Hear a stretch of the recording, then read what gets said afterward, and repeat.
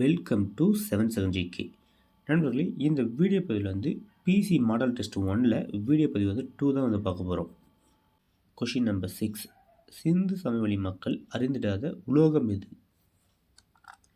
Answer A, இரும்பு. Question number 7. அடிமையின் அடிமை என அழைக்கப்பட்டவர் யார்? Answer D, Iltutmish.